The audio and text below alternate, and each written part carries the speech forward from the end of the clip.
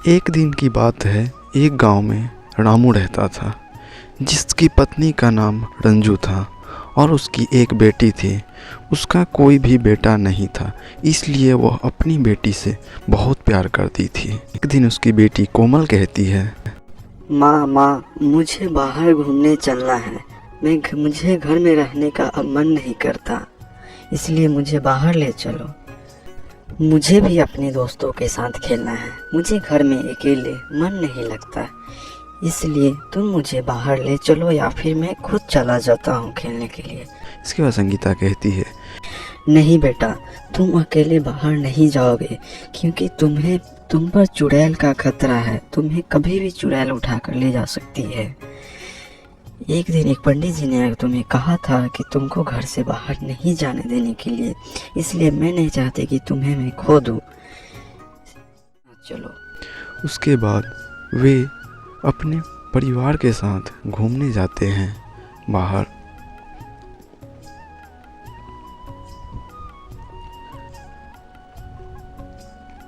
एक दिन लोग आपस में बैठे होते हैं, तभी कोमल अपनी माँ संगीता से कहती है, माँ मुझे तुम कहीं जाने नहीं देती हो। प्लीज़ मुझे जाने दो, नहीं तो मैं चला जाऊंगा आज कैसे भी करके।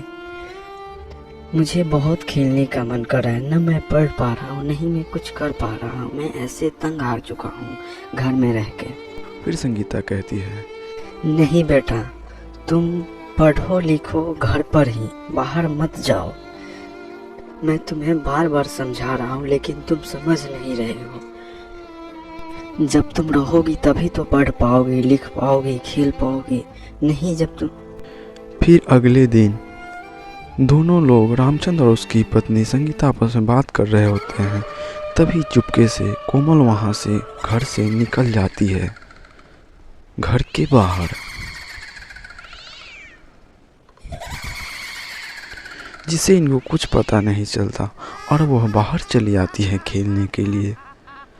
लेकिन उसे क्या पता कि चुड़ैल सचमुच में उसे उठा कर ले जाएगी।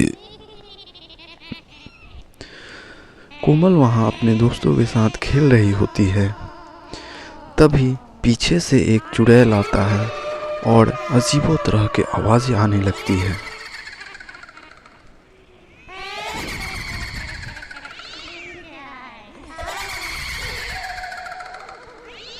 जैसे ही उसके पास चुड़ैल आती है, वह वहीं पे बेहोश हो जाती है और रोहन से कहती है चुड़ैल, अरे रोहन, तुम जाओ इसके माता पिता को कह दो मैं उसकी बेटी को यहाँ से ले जा रहा हूँ और उसे मैं मार कर खा जाऊंगा।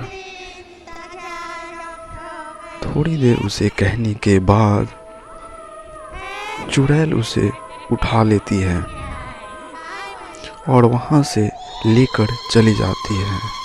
उधर रोहन, तब तक ये दोनों आपस में बात कर रहे होते हैं। तभी पीछे से रोहन आता है और कह रहा होता है, कोमल को एक चुड़ैल ने ले गई, अब हम लोग क्या करेंगे? वो रो रहा था। तभी संगीता कहती है, ये सब कैसे हुआ? तुम उस टाइम कहा था, मैंने उसको मना किया, लेकिन वो मेरी बात नहीं मानी।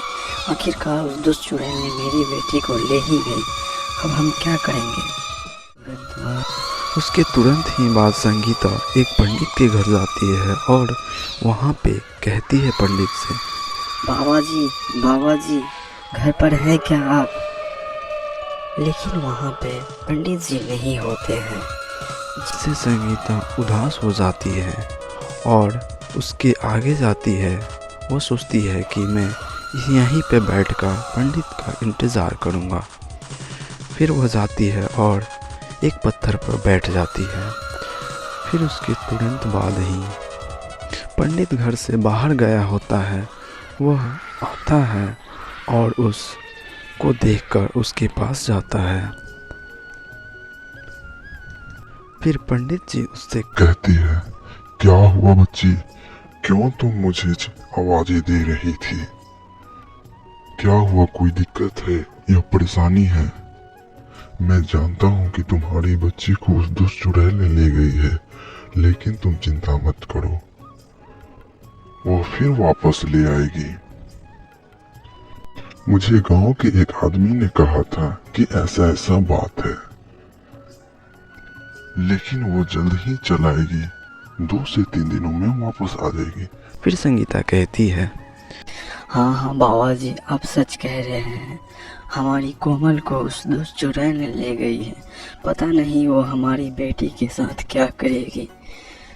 हमारी बेटी ने उसका क्या बिगाड़ा था जो वह हमारी बेटी को उठा कर ले गई।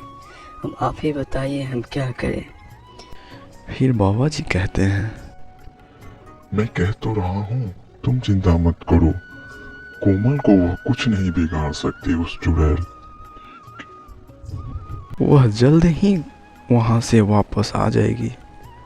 फिर संगीता कहती है, ठीक है बाबा जी, मुझे आप पर पूर्ण विश्वास है। हमारी बेटी जल्द ही आ जाएगी। इतना कहने के बाद संगीता वहाँ से लौट जाती है अपने घर की ओर।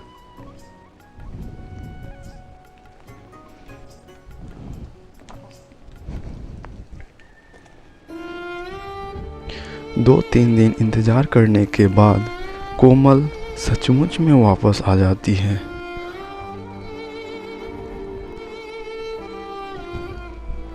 और उसकी माँ हैरान हो जाती है और उसे देखते मात्र ही वह रोने लगती है और कहती है, तुम्हें क्यों ले गई थी उस चुड़ैल ने उठाकर? तुम सही सलामत तो हो ना? उस चुड़ैल ने तुम्हें कुछ बिगाड़ा तो नहीं ना? कुछ किया तो नहीं ना? मैं बहुत घबरा चुकी थी। पता नहीं तुम कैसी थी। मैं 2 दिन से खाना तक नहीं खाया हूँ।